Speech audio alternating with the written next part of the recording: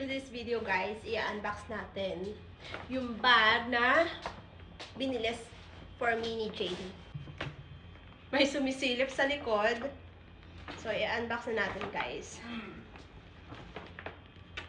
So, yan. Ganito ka. Yan, ganyan guys. May nagtatago sa likod natin guys. So, ayan. Here is the bag that Jordan got for me today. So, yeah. Let's guess. And first time ko magkaroon ng ganitong color ng bag. Kasi mahilig ako sa color ng bag na color. Like, color black, brown, ganun lang, guys.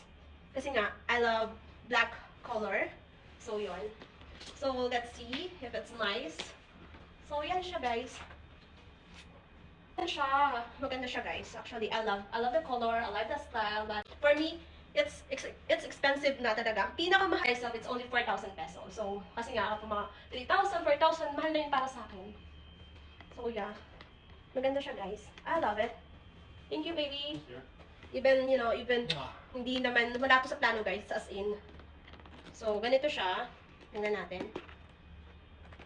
Kasi nga, guys, may mga ano pa dito, may mga scratches dito sa part na to. Ayun, oh. Kasi sinabi ni ate pa na last na stock na to. Kaya nga, sabi ko, ate, hindi ko po bibilin yan. Pero pinunch na kaagad. Nung sinabi ni Jordan, no, I'll get that bag. So, eto siya. Meron siyang pinaka-strap pa, guys.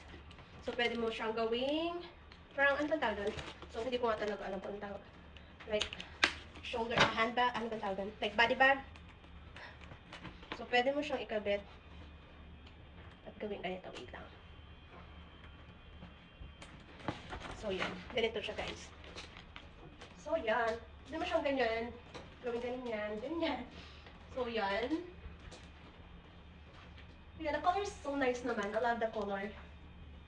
Pero kasi nga, diba, kung hindi mo naman masyadong gagamitin, it's not, for me, it's not practical na bumili ng isang bagay na hindi mo naman palaging ginagamit. So, ako talaga, hindi ako masyadong mabili ng mga gamit na hindi ko naman palaging ginagamit. So, yan. Pero dahil nga yung old bag ko is luma na, of course, I'm very happy that Jordan got me a new bag today. It looks nice though. So, meron siyang pinaka, what do you call that? Like, zipper sa likod. So, yan. Tapos, marami din kayong malalaman sa loob. So, spacious naman siya. So, yeah. Meron din siyang mga bulsa sa loob. So, it looks good, guys. I love the color. I love the bag. I love the, is it leather?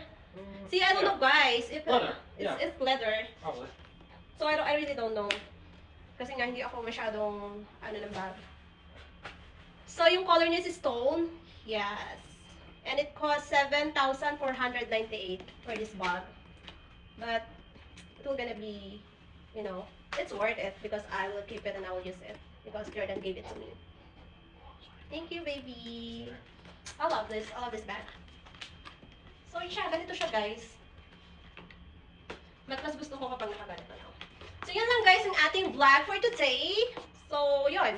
Yun lang naman, guys. Kapag hindi nyo naman, for me lang ha, it's my only opinion lang naman, guys. Kapag hindi nyo naman masyadong ginagamit yung isang bagay or isang gamit, tapos hindi naman ganun kadami yung ating pambiling pera. So, it's better na ilaan na lang natin sa mas importanteng bagay at sa mas bagay na magpapakinabangan natin palagi. Like, yung magagamit natin palagi.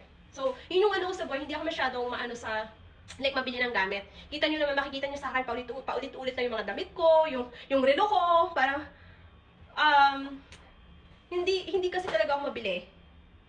So, dahil wala na akong pambili, like, mas nilalan ko yung pera ko, or yung pera ko sa mga bagay na mas importante, mas kailangang pagtuunan, or pag-ipunan, or, pagtuunan pansin, ganon. So, yun. I know, but I super love this bag, guys. Yun lang. Thank you for watching. I love you all.